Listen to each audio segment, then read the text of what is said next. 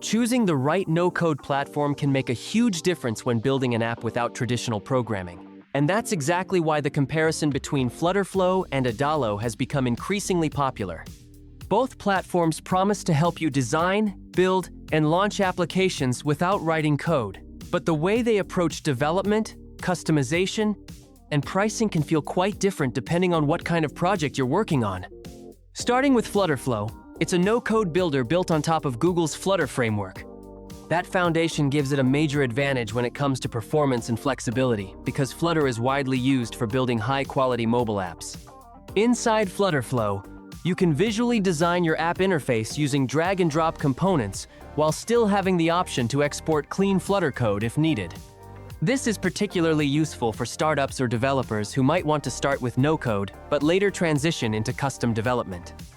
The platform also includes integrations with services like Firebase, APIs, and authentication systems, which makes it suitable for more complex applications.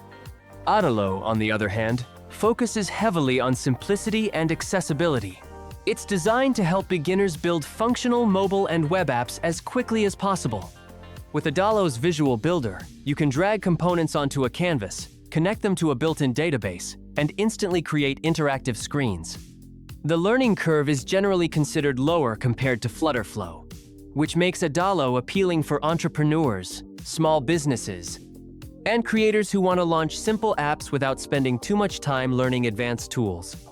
When it comes to features, FlutterFlow often stands out for its deeper customization.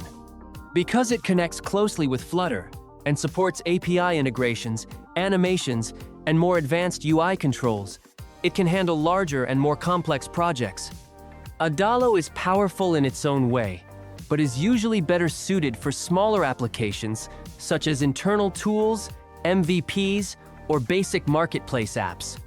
As a result, many users see FlutterFlow as a more scalable option if they plan to grow their product over time.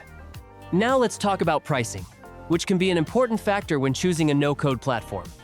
FlutterFlow offers multiple pricing tiers, including a free plan that allows you to experiment with the builder. Paid plans unlock features like code export, advanced integrations, and the ability to publish apps more easily.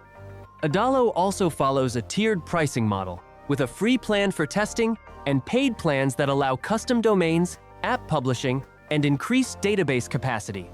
Another point worth mentioning is the workflow experience. FlutterFlow can feel more powerful but slightly more complex at first because of the number of customization options available. Adalo feels more beginner-friendly, with a cleaner interface that allows users to build and test apps quickly without diving into advanced settings.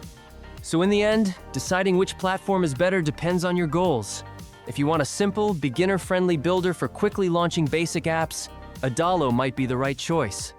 But if you're looking for more flexibility, stronger customization, and the possibility of exporting production-ready code, then FlutterFlow could be the better long-term option for your no-code development journey. And that's it! So, that's all for this video. See you in the next one. Thanks.